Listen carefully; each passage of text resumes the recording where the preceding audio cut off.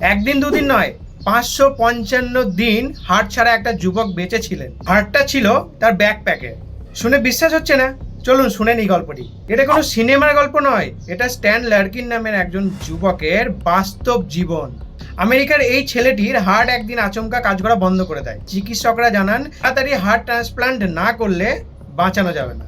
কিন্তু অনেকগুলো দিন চলে যাবার পরেও ডোনার পাওয়া যায়নি। দেখে তারপর চিকিৎসকরা একটা অদ্ভুত যুক্তি দিলেন, একটা অদ্ভুত রকমের যন্ত্র দিলেন, টিএইচ, টোটাল আর্টিফিশিয়াল হার্ট, যা একটি ব্যাকপ্যাকে রেখে চলতো। এই ব্যাকপ্যাকটি একটা রিয়েল হার্টের মতো তার শরীরে রক্ত সঞ্চালন করতো। দেন এই ব্যাকপ্যাকটিকে নিয়ে খেলাধুলা করেছে, গান বাজনা করেছে, কলেজ গিয়েছে, সবকিছু ঠিক আগের মতোই করেছে।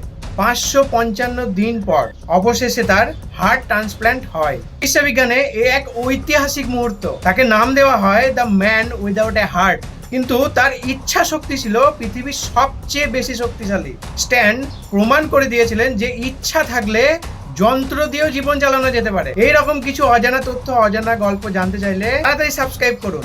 আপনারা কজন এই গল্পটি আগে থেকে জানতেন প্লিজ কমেন্ট করে জানান।